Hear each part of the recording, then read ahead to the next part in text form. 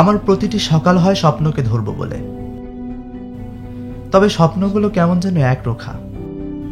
ধরা দেয়া তো দূরের কথা, ধারে কাছেও কখনো ভেড়ে না। আর ভিড়বেই বা কি করে? মধ্যবিত্তের সাথে তার যে রয়েছে আজন্ম শত্রুতা। সকাল থেকে সন্ধ্যা পর্যন্ত ছুটে বেড়াই মধ্যবিত্তের অভিশাপ থেকে মুক্তি পাবো বলে। ছুটে চলাই আমার নিয়তি, কখনো কেরিয়ারের পিছনে, কখনো বা বাঁচার তাগিদে। ছেঁড়া স্যান্ডেলের ভার বহন করতে করতে রাস্তার ধুলোবালিও যেন আমার উপর বিরক্ত। প্রতিদিনের মতো আজকেও ক্লাসে দেরি হয়েছে, তাই দাঁড়িয়ে থাকতে হয়েছে আজও। দাঁড়িয়ে থাকতে এখন আর তেমন কষ্ট হয় না, কেননা মধ্যবিত্তের যে অপমানবোধ থাকতে নেই।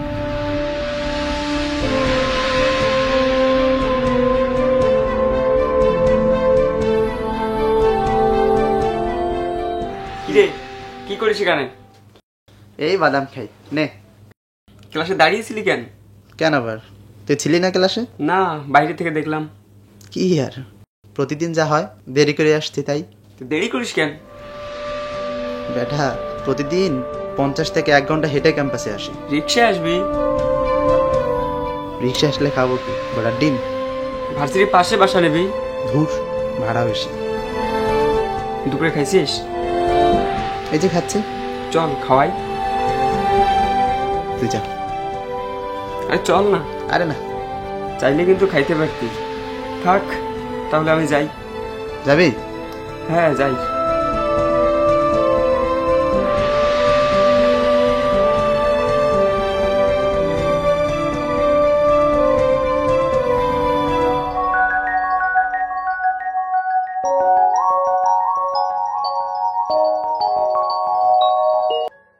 আসসালামু আলাইকুম।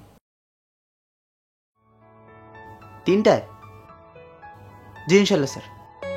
জি স্যার, দেরি হবে না ইনশাল্লাহ স্যার। জি স্যার, আসসালামু আলাইকুম।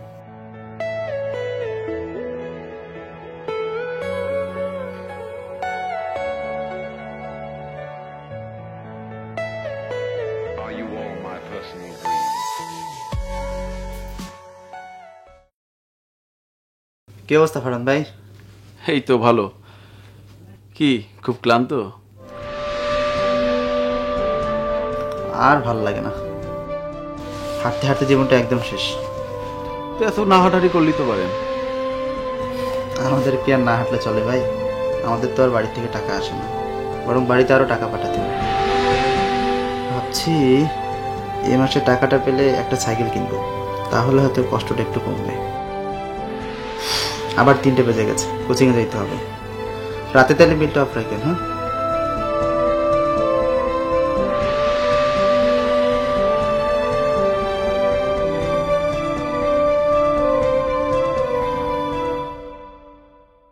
তাহলে স্যার, স্যার আপনাকে দেখা করতে বলেছেন।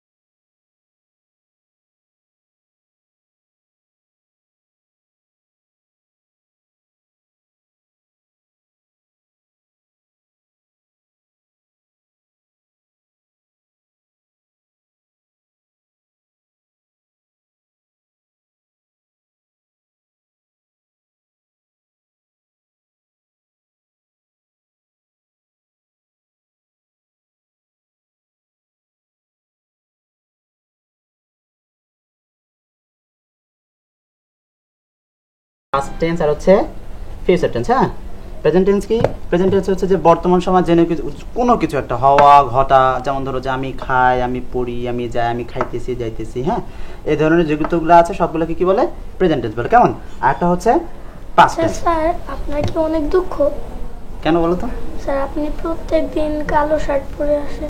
যে মানুষ কান্দিতে না পায়, যে মানুষ হাসিতে না পায়, সে মানুষের অভাব তো নাই এ ধরা।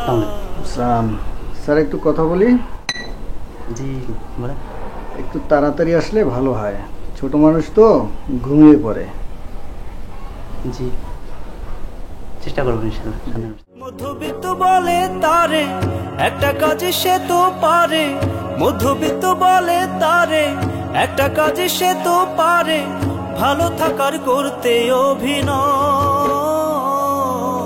সে মানুষের অভাব তো নাই এ ধরা, সে মানুষের অভাব তো নাই এ ধরা।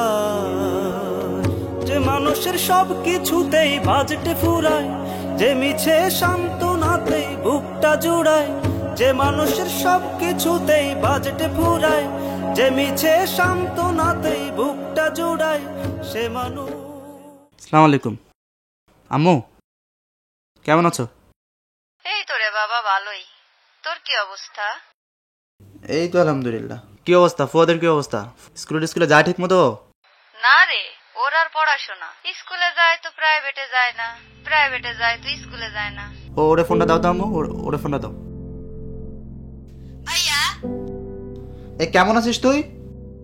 স্কুলে যাস না কেন তুই? হ্যাঁ কিভাবে যাব? এত দূর আমি হাঁটতে পারি না।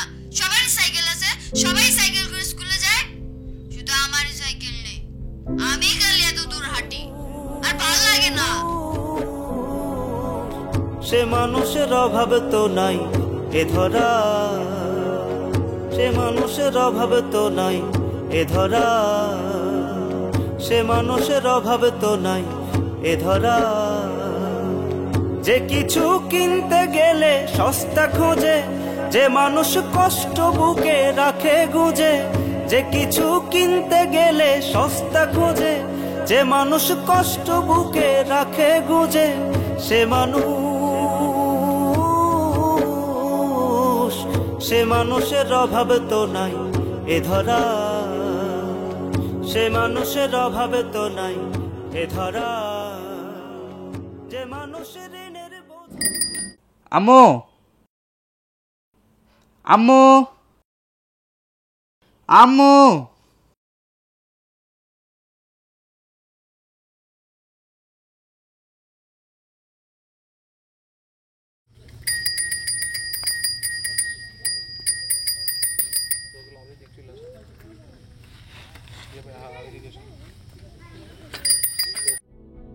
ফুয়াদ কেমন আছিস ভাইয়া? আম্মু কই? ভাইয়া সাইকেলটা কার? পছন্দ হয়েছে? তোর জন্য নিয়ে আসছি। সত্যি আমার? এটাতে চড়ে স্কুলে যাবি। আস্তে ওঠ, স্ট্যান্ড উঠা,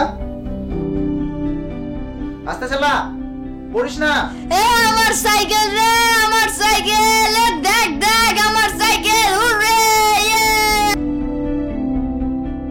আচ্ছা ভাইয়া, সাইকেলটা আমাকে দিলে তোর কষ্ট হবে না? এই ছোট্ট খুশিগুলোর মাঝেই আমরা আনন্দ খুঁজে নিই। এই ছোট্ট তৃপ্তিগুলো আছে বলেই মধ্যবিত্তরা বেঁচে থাকার শক্তি পায়। যদিও এর মাসুল হতে পারে আবার ক্লাসে দাঁড়িয়ে থাকা অথবা টিউশনি থেকে বরখাস্ত হওয়া, কিন্তু তাতে কি? এই খুশিটাই যে আমাদের তৃপ্তি, এটাই তো আমাদের বেঁচে থাকার শক্তি যোগায়। বোঝায় মুষড়ে পড়ে, কখনো বা ঋণই সর্বশান্ত করে, সে মানুষ,